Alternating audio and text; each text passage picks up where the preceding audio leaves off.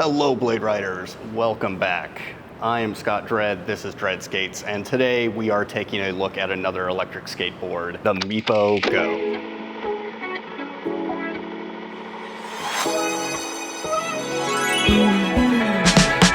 I've been alone too long, gotta learn how to walk with my shadow. I've been so low in my lane, till you showed up out of nowhere, damn, now I got a halo.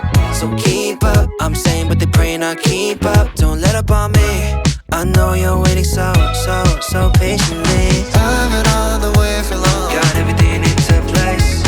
Only thing I'm missing though, seeing you face to face.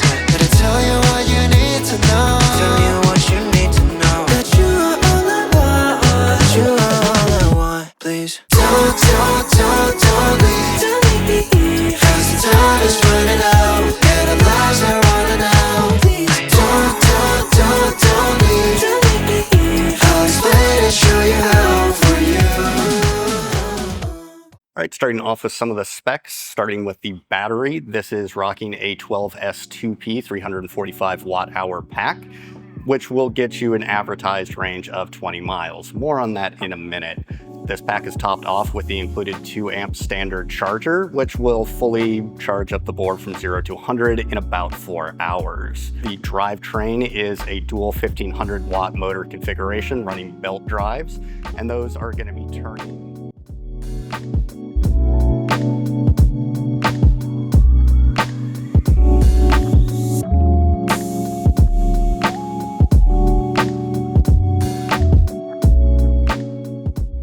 And what that translates to is an incredibly smooth and responsive ride feel compared to almost the rest of their entire lineup, as they've started to move away from the Ling-Yi/LiFox style controllers and into this new in-house ESC. And so on that note, let's talk about the remote. This is Meepo's new upgraded standard remote. So this allows you to have things like adjustable braking, forward and reverse, and also has 4 standard speed modes, which is low, eco, sport, and sport plus. Hey, it's that time of the video again where I beg the gods of relevance to like and subscribe, or hit thumbs up or thumbs down, or just say I look like a sexy Riddler down in the comments. Doesn't matter, every interaction helps. All right, back to the video.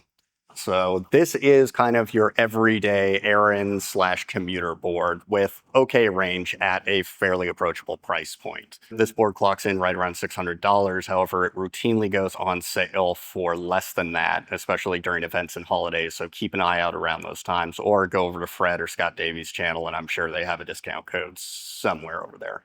Now, with that out of the way, my initial impressions of this board are fairly positive, with a few kind of sticking points that you'll get into in a bit here. So starting off with the ride feel itself. So with that subtle concave and the new ESC, I've found this to be one of the most responsive boards from Meepo I've tested so far. And this board is able to handle climbs relatively easily and has decent acceleration off the line. And I found no problem overtaking Lime scooters and cyclists when I was out in the wild with this thing when I needed the extra power. The range is okay.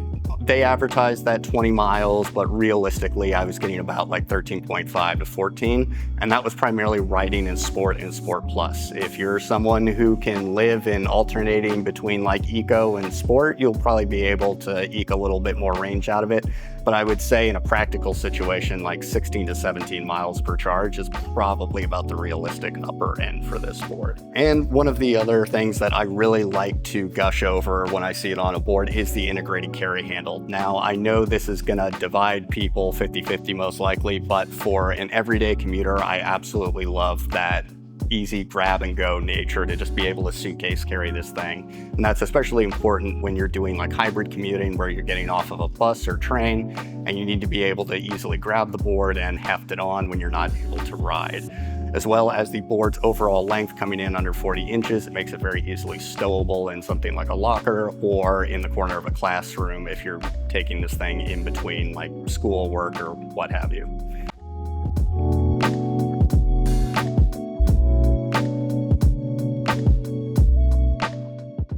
There's not all sunshine and rainbows here. There are some sticking points that have kind of always been, I'm not gonna say problems, but more so like things that I always have pointed out that I think Meepo can improve on. And starting off, let's talk about the bushings. Now, Meepo always uses the stiffest trucks imaginable, and I can already see you typing out there, hey, just loosen the trucks, man. Not my first rodeo, trust me, they're backed out there. That means that this board handles very stiff in the corners. Now, it is fairly grippy with those softer durometer wheels, and so I don't have a problem grabbing the edge, but in terms of like making harder turns, like you're really gonna have to break these in or like back everything all the way out. And for new riders, like first-time buyers, that's probably a good thing because that's more of a safety feature than a glitch. But for more experienced riders, or if you're looking to pick this up as an additional board for just like running errands, that you're probably going to want to swap the bushings out for like some riptides or some orangutan nipples or something like that. This next point is kind of a bigger one, and that is quality control. Now, anecdotally, you can go online and see both extreme ends of the spectrum when it comes to the quality of these boards and customer experiences. I can say that I have not personally had any serious negative faults with the boards I've received. Now, full disclosure, they did have a pre-production issue here, and they did have to send me a replacement battery. That was later resolved in the production boards, but I do want to have that out there for full disclosure. But as far as like the truck snapping or boards cutting out or the remotes dying, like I have not experienced any of that, but there is enough accounts out there to say that it is a thing.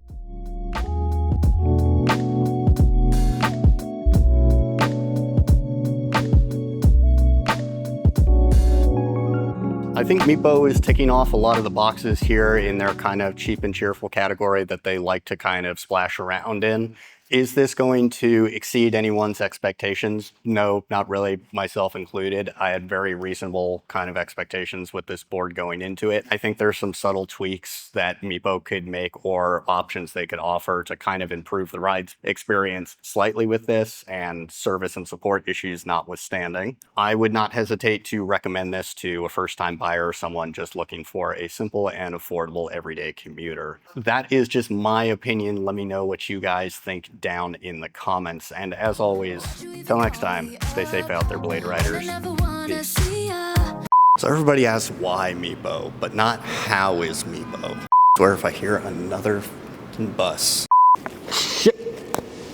Hey, Shinji, buddy, I just wanted to call you back. Just wanted to check in on the status of that wire transfer. Get you on the flip side. Get you on the flip side.